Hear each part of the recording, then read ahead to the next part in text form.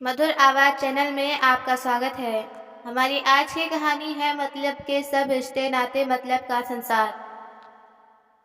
सुरेखा जी का मन आज बहुत विचलित था। लगातार अपने बेटे को फोन लगाने की कोशिश कर रही थी, लेकिन सामने से कोई जवाब नहीं आ रहा था। उन्होंने कई बार कोशिश की, लेकिन किसी ने भी फोन नहीं उठाया। आखिरकार परेशान होकर फोन रखते हुए उदासी भरे स्वर में अपनी बेटी से कहने लगी, रश्मि, इतना भी क्या व्यस्त हो गया है तेरा भाई जो इतने फोन करने के बाद भी कोई जवाब नहीं देता। तभी अपनी माँ को हौसला देते हुए रश्मि बोली, अरे माँ, तुम भी हद करती हो। जब भाई ने एक बार फोन नहीं उठाया तो बार बार फोन करके क्या होगा। बिना बात ही खुद भी परेशान हो रही हो और उन्हें भी परेशान कर देती हो, और फिर गुस्से में अगर भैया कुछ बोल देंगे तो तुम्हारी आंखों से आंसू बहने लगेंगे। अरे वह इस समय अपनी नौकरी में व्यस्त होंगे, कितना काम होता है उन्हें। अब ऐसे में वह अपना काम देखेंगे या तुमसे फोन पर बातें ही करते रहेंगे। हाँ रश्मि, बात तो तूने बिल्कुल सही कही। बेचारा मेरा बच्चा इतना काम करता है, उसे फुर्सत कहाँ होगी। अब मैं उसे बार बार फोन करके परेशान नहीं करूंगी। जब उसे फुर्सत होगी तब वह खुद ही फोन कर लेगा। इतना कहकर सुरेखा जी खाना बनाने के लिए रसोई घर में चली गईं। सुरेखा जी उस दिन को याद करने लगी जब उनके बेटे रितेश का जन्म हुआ था। सुरेखा जी और उनके पति अशोक जी की खुशी का तो कोई ठिकाना ही नहीं था। वर्षों की तमन्ना पूरी हुई जब शादी के पूरे 10 वर्ष के बाद उन्हें माता पिता बनने का सौभाग्य प्राप्त हुआ था।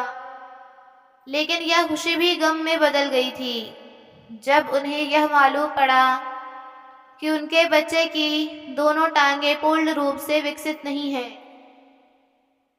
पति पत्नी के तो जैसे पैरों तले जमीन ही खिसक गई थी। डॉक्टर ने बताया कि भविष्य में उनका बेटा शायद अपने पैरों पर चल भी नहीं पाएगा, लेकिन साथ में यह भी कहा कि यदि बच्चे को सही इलाज और देखभाल मिले तो शायद उसकी टांगों में जान वापस आ सकती है। फिर साहस जुटाकर सुरेखा जी ने निर्णय लिया कि वह अपने बेटे की सेवा में दिन रात एक कर देगी। इस कारण उन्होंने अपनी सरकारी नौकरी से भी त्यागपत्र दे दिया और पूरी लगन के साथ नन्हे रितेश की देखभाल में जुट गईं। घर किशोर जी भी ओवर टाइम करके अपने बेटे के इलाज के लिए पैसा जुटाने लगे और देश के बड़े से बड़े अस्पताल में ले जाकर अपने बेटे का इलाज करवाया। ईश्वर की कृपा और माँ बाप की तपस्या का फल क्या हुआ कि उनका बेटा 2-3 वर्ष में ही तंदुरुस्त हो गया। माता पिता को तो मानो दुनिया की सारी धन दौलत ही मिल गई हो। उसके बाद उनके घर पर उनकी बेटी रश्मि का जन्म हुआ। हर माँ बाप की तरह सुरेखा जी और अशोक जी के भी अरमान थे कि उनके बच्चे अच्छे से पढ़ लिख जाएं और बेटा अपने पैरों पर खड़ा हो जाए, चाहे उसके लिए उन्हें मन मार कर ही गुजारा क्यों ना करना पड़े। आखिर बेटा बुढ़ापे में हमारा सहारा बनेगा। ऐसी सोच रखते हुए उन्होंने अपने बेटे को कामयाबी के शिखर तक पहुंचाने के लिए कोई कसर बाकी नहीं छोड़ी थी। एक दिन अपने बेटे को कामयाब बनाने का उनका ये सपना भी पूरा हो गया, लेकिन उसके कुछ समय बाद अशोक जी हृदयघात के कारण इस दुनिया से चल बसे।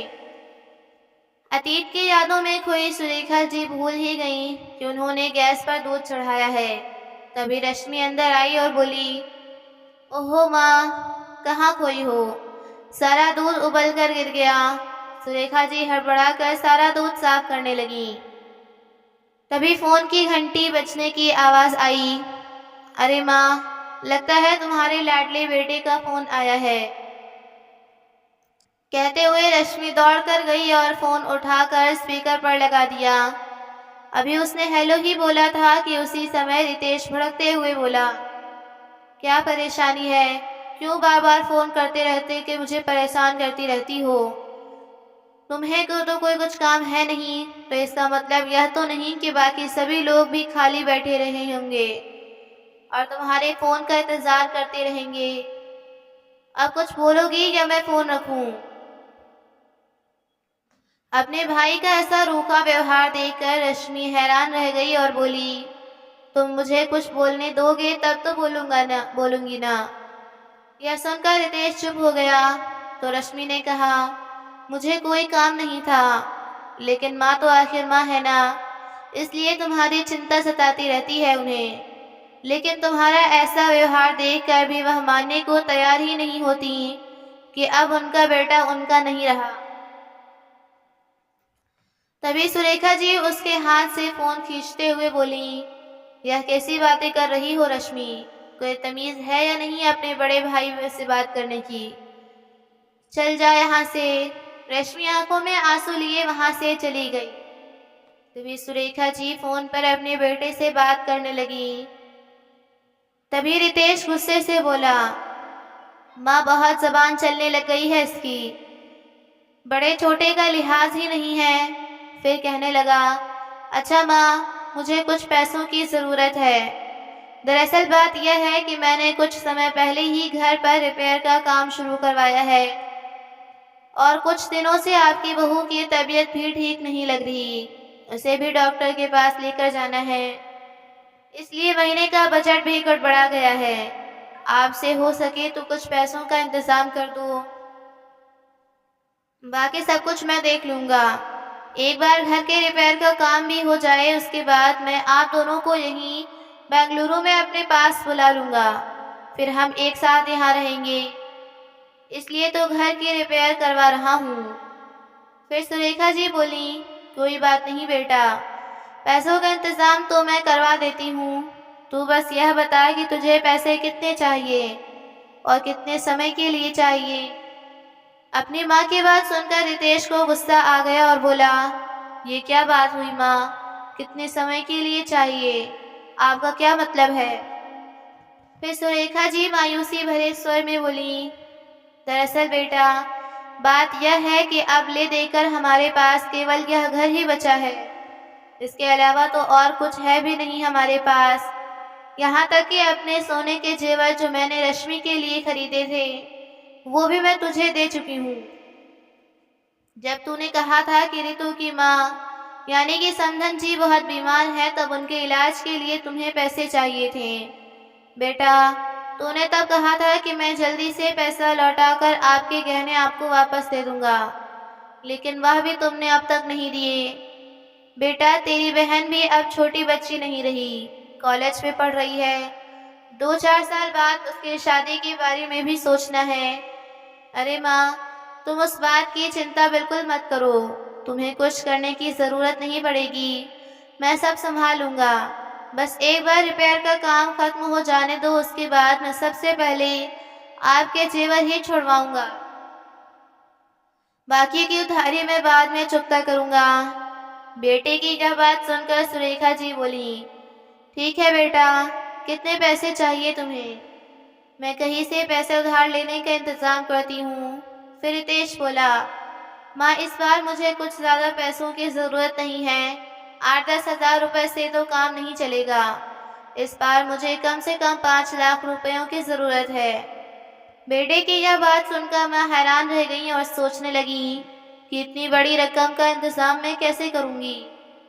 तभी रितेश बोला, आप एक काम कीजिए माँ, आप घर को गिरवी रख दीजिए, घर गिरवी रख के हमें अच्छे खासे पैसे मिल जाएंगे। लेकिन घर गिरवी रखने की बात सुनकर सुरेखा जी ने साफ साफ मना कर दिया और बोली, बेटा ले देकर यह मकान ही हमारे पास बचा है, अगर इसे भी गिरवी रख दिया और फिर कर्ज न उतार सके तो ये भी हमारे हाथ से निकल जाएगा, फिर हम कहाँ भटकते फिरेंगे। तभी रितेश बोला, अरे माँ आप भी हद करती हैं, ऐसी नौबत मैं आने ही नहीं दूंगा, अपने बेटे पर इतना भी विश्वास नहीं है क्या आपको? आप बिल्कुल फिक्र मत कीजिए, मैं हूं ना। अपने बेटे की बातों में आकर सुरेखा जी ने अपनी इकलौती बची संपत्ति को भी गिरवी रख दिया, इसके बदले उन्हें 10 लाख रुपए मिल गए। हालांकि रश्मि अपनी माँ को बार बार समझाती रह गई कि घर गिरवी मत रखो, कल को अगर भैया ने पैसे वापस नहीं किया तो हम लोग कहाँ जाएंगे।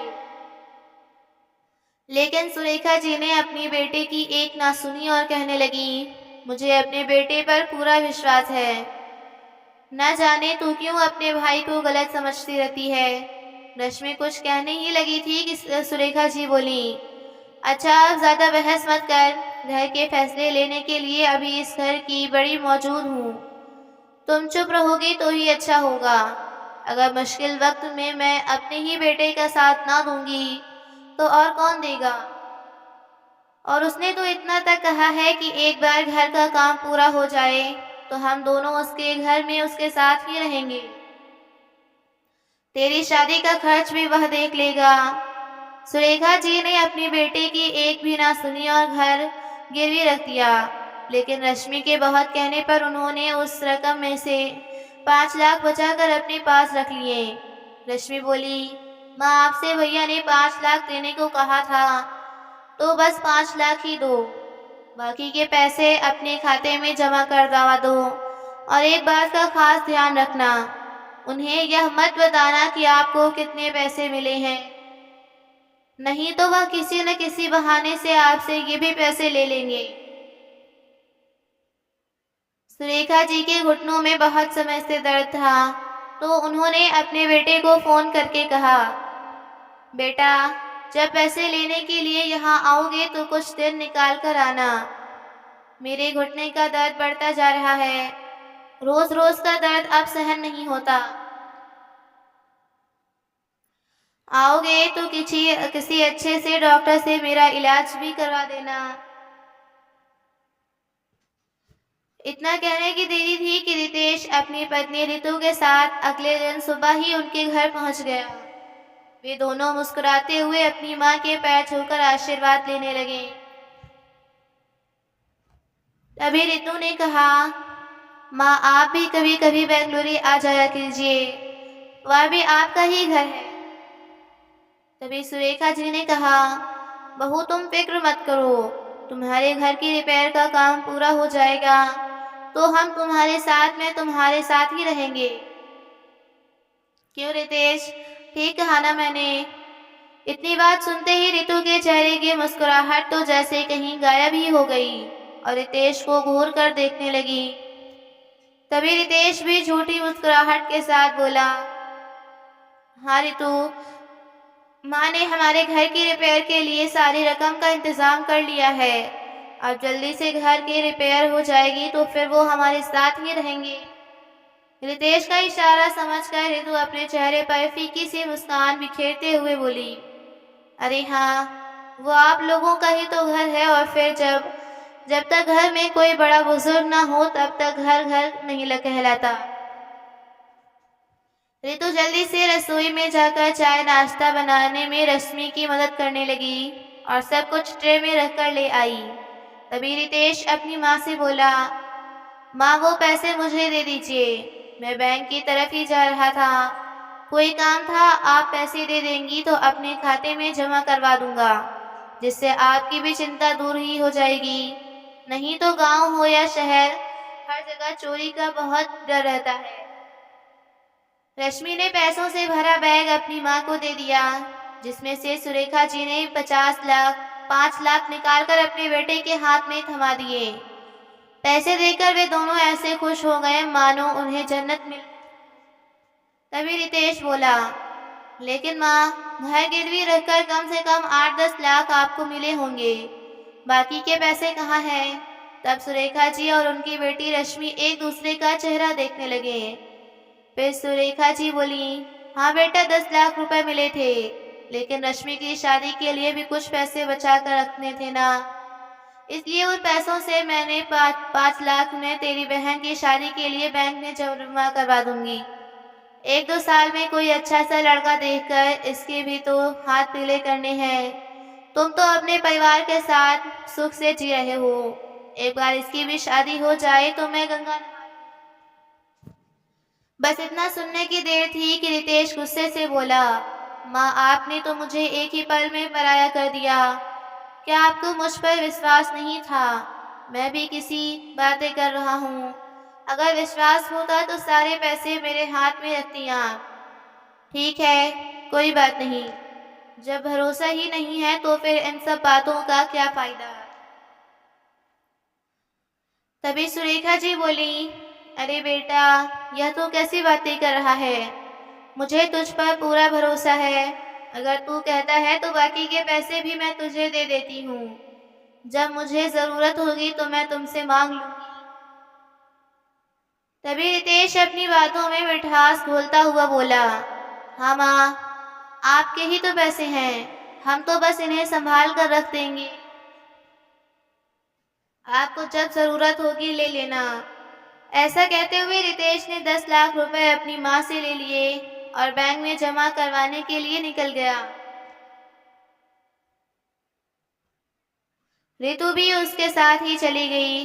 उनके जाने के बाद रश्मि ने अपनी माँ से कहा, माँ, मैंने आपसे पहले ही कहा था कि चाहे जो कुछ भी हो जाए आप यह पैसे भैया को नहीं देंगी, लेकिन फिर भी आप नहीं मानी ना। तभी सुरेखा जी बोली, तो क्या हुआ बेटा, वह तेरा भाई है, पैसे हमारे पास पड़े हों या उसके पास, क्या फर्क पड़ता है। ऐसा कहकर सुरेखा जी अपने कमरे में चली गईं। अगले दिन सुबह सुरेखा जी नींद से जागी तो उनका बेटा बहू अपना बैग उठाकर उनके पास आए और बोले, अच्छा माँ, हम चलते हैं। यह देखकर सुरेखा जी और रश्मि हैरान रह गए। तभी सुरेखा जी बोली, बेटा तुम तो यहाँ कुछ दिन लगाने वाले थे ना, मुझे डॉक्टर के पास भी तो दिखाना था, भूल गए क्या। नहीं माँ, लेकिन बात ऐसी है कि मुझे कुछ ज़रूरी काम आ गया है, इसलिए हमें जाना होगा, नहीं तो बहुत नुकसान हो जाएगा हमारा। कुछ दिनों बाद वापस आकर आपको किसी अच्छे से डॉक्टर के पास ले जाऊंगा। ऐसा कहकर वे दोनों अपने घर से चलते बने। तब रश्मि बोली, मैं जानती थी कि भैया यहाँ सिर्फ पैसों के लिए आए थे, मतलब निकल गया तो चलते बने। रश्मि की यह बात सुनकर सुरेखा जी भी सोच विचार में पड़ गईं। धीरे धीरे कई महीने बीत गए। कभी सुरेखा जी अपने बेटे रितेश को फोन लगाती तो कभी रश्मि, लेकिन वह कभी फोन ही नहीं उठाता था और गलती से कभी उठा भी लेता तो मीटिंग में बिजी होने या ड्राइविंग करने का बहाना बनाकर बात को रफा दफा कर देता और अभी कॉल करता हूँ यह कहकर फोन काट देता था। कभी रितु को भी फोन करते तो जवाब मिलता कि अभी अभी नहाने गए हैं या फिर किसी काम से बाहर गए हैं। कहा का बहाना बनाकर उन्हें टाल देती। 2 महीने से उन्होंने जमींदार की किस्त नहीं भरी थी। जमींदार के लोग बार बार पैसे मांगने आ रहे थे। सुरेखा जी की चिंता बढ़ती जा रही थी, लेकिन वो करती भी तो क्या। अपना घर गिरवी रखकर जिसे अपना सारा पैसा दे दिया था वह तो उनकी बात सुनने को तैयार ही नहीं था। जब सुरेखा जी के पास कोई और चारा नहीं बचा तो अपनी बेटी रश्मि के साथ शहर के लिए निकल पड़ी। 3 घंटे के सफर के बाद थकी हारी दोनों माँ बेटी जब रितेश के घर पहुंची तो दरवाजा खटखटाया। जैसे ही दरवाजा खोला तो उन्होंने देखा कि वहां तो कोई और ही लोग रह रहे थे। सुरेखा जी और रश्मि उन्हें देखकर हैरान रह गए। रितेश और रितु के बारे में पूछा तो उन्होंने बताया कि ये घर अब उन लोगों ने खरीद लिया है। इससे पहले यह जिनका घर था वह लोग यहाँ से कहीं और शिफ्ट हो गए। लेकिन जब रश्मि ने उनसे पूछा कि वह लोग कहाँ रहते हैं तो वे बोले, हमें इस बारे में कोई भी जानकारी नहीं है। यह सुनकर सुरेखा जी और रश्मि निराश हो गए। वे स्वयं को बहुत लाचार महसूस कर रहे थे। उस शहर में वो किसी और को जानते भी नहीं थे, इसलिए वे कहीं और भी ना जा सकती थी। लेकिन रश्मि ने हिम्मत नहीं हारी। उसने फिर से अपने भाई को फोन लगाया, लेकिन अब भी रितेश ने फोन नहीं उठाया। रश्मि आसपास के लोगों से पूछने लगी, लेकिन किसी को कुछ मालूम नहीं था। थक हार कर वे लोग अभी वापस जाने ही लगे थे कि इतने में एक कुरियर वाला आया जो रितेश के नाम का पार्सल लेकर आया था। रितेश को वहां न पाकर वह पार्सल पर लिखे नंबर पर फोन करने लगा और बोला, सर मैं आपका पार्सल लेकर आया हूँ, आप मुझे अपना नया एड्रेस बता दीजिए, मैं वहीं आ जाता हूँ। रश्मि ने जब यह बात सुनी तो उसके दिमाग में एक आइडिया आया। वो कुरियर वाले से बोली, भैया कहीं आप रितेश से बात तो नहीं कर रहे थे? तभी कुरियर वाले ने उनकी ओर देखा और बोला, जी हाँ, उन्हीं से बात कर रहा था। लेकिन आप यह सब क्यों पूछ रहे हैं? भैया दरअसल वो मेरे भाई हैं, आज उनका जन्मदिन है और हम उन्हें सरप्राइज देना चाहते थे, इसलिए हम उन्हें बिना बताए ही आ गए। यहाँ आए तो पता चला कि वह अब कहीं और रहते हैं। यदि आप हमें उनका नया पता बता दें तो आपकी बड़ी मेहरबानी होगी। उनकी बात सुनकर कुरियर वाले ने एक पेपर पर उन्हें रितेश की बिल्डिंग का पता लिखकर दे दिया। थोड़ी ही देर में सुरेखा जी और रश्मि ऑटो में बैठकर उस बिल्डिंग के सामने पहुंच गए जहां रितेश ने अपना फ्लैट खरीदा था। रितेश का फ्लैट एक बहुत बड़ी सोसाइटी में था जहां ऊंची ऊंची बहुत मंजिले इमारतें बनी हुई थीं। सुरेखा जी ने इतनी ऊंची इमारतें पहली बार देखी थी। अपनी बेटी से बोली, हे भगवान, देख तो रश्मि, यह इमारतें कैसे आसमान छू रही हैं। वे दोनों जैसे ही अंदर जाने लगे तो गार्ड ने उन्हें सोसाइटी के अंदर जाने से रोक दिया। कुरियर वाले ने तो गार्ड को पार्सल पकड़ाया और नाम बताकर चलता बना, परंतु वो माँ बेटी सोसाइटी के बाहर खड़ी खड़ी रितेश का इंतजार करती रही। कई बार गार्ड को नाम बताकर कहा कि मेरे भैया को खबर कर दीजिए कि उनकी माँ और बहन गांव से आई हैं, लेकिन गार्ड को उनकी बातों पर यकीन नहीं था। सुरेखा जी एक पुरानी सी साड़ी पहने हुए थी और रश्मि ने भी बहुत साधारण सलवार सूट पहना हुआ था। सुरेखा जी बार बार उन इमारतों की ओर देखती ही जा रही थी। फिर रश्मि ने गार्ड से हाथ जोड़कर प्रार्थना की कि वह उनका यकीन करें और उसके भाई रितेश को उनके आने की सूचना दें या फिर उन्हें ही अंदर जाने दें। लेकिन इस पर गार्ड ने कहा, तुम लोगों को तो और कोई काम है नहीं, बड़ी बड़ी इमारतें देखी नहीं कि काम मांगने के लिए आ गए। लेकिन इस सोसाइटी में काम वाली ऐसे ही नहीं रखी जाती। इन घरों में जो भी काम करती हैं, सबसे पहले उनकी पुलिस वेरिफिकेशन कराई जाती है, तब कहीं जाकर उन्हें काम पर रखा जाता है। तभी सुरेखा जी बोली, यह आप कैसी बातें कर रहे हैं? क्या मैं और मेरी बेटी आपको काम वाली बाई नजर आती हैं? हम किसी के घर काम करने वाले नौकर नहीं हैं। हमारा बेटा इस बिल्डिंग में रहता है, तभी हम उससे मिलने आए हैं। यह सुनकर गार्ड हंसने लगा और बोला, लेकिन तुम्हारी हालत देखकर तो नहीं लगता कि तुम्हारा बेटा इतनी बड़ी बिल्डिंग में रहता है। गार्ड की इस बात पर रश्मि को गुस्सा आया और बोली, आप मेरी माँ से ऐसे बात नहीं कर सकते। क्या आपको बात करने की तमीज नहीं है? अगर मेरे भैया को पता चला कि आपने हमसे ऐसे बात की है तो वह आपको छोड़ेंगे नहीं। तभी उस बिल्डिंग में रहने वाला एक बुजुर्ग व्यक्ति आया और रश्मि से पूछने लगा, आखिर बात क्या है? तब रश्मि ने सारी बात कह सुनाई। फिर उस बुजुर्ग व्यक्ति ने गार्ड से कहा कि यदि वह कह रही है कि उसका भाई इस बिल्डिंग में रहता है तो मान क्यों नहीं लेते? फिर गार्ड ने कहा, लेकिन इन लोगों को देखकर मुझे नहीं लगता कि इनका बेटा इस बिल्डिंग में रहता होगा। परंतु उन बुजुर्ग अंकल के बार बार कहने पर गार्ड ने उन्हें अंदर जाने दिया। सुरेखा जी अपनी बेटी के साथ सोसाइटी के अंदर तो आ गईं, परंतु अब कहाँ जाएं यह सोच सोचकर वे दोनों परेशान थी। एक एक बिल्डिंग में ही सैकड़ों मकान बने हुए थे और न जाने कितनी ऐसी इमारतें वहां खड़ी थीं। तभी रश्मि की नजर सामने से आ रहे उसके भाई रितेश पर पड़ी। रितेश के साथ उसके कुछ खास दोस्त भी थे। रितेश ने अपने फ्लैट के बाहर पहुंचकर बेल बजाई। रितेश को देखते ही रश्मि अपनी माँ को लेकर उसकी ओर तेजी से गई। उसी समय रितु ने दरवाजा खोला तो सुरेखा जी दौड़कर रितेश की ओर गईं और अपने बेटे को गले लग गईं और रोते हुए बोली, बेटा कहाँ था तू? कब से हम तुझे ढूंढ रहे थे। क्या तुझे मालूम है गार्ड ने हमें 2 घंटे से बाहर ही रोक कर रखा था और वह तो हमें काम वाली बाई तक बोल रहा था। तूने नया घर ले लिया और हमें बताया भी नहीं। फिर अपनी साड़ी के पल्लू से आंसू पोंछते हुए बोली, चल वह सब छोड़, यह बता तू कैसा है।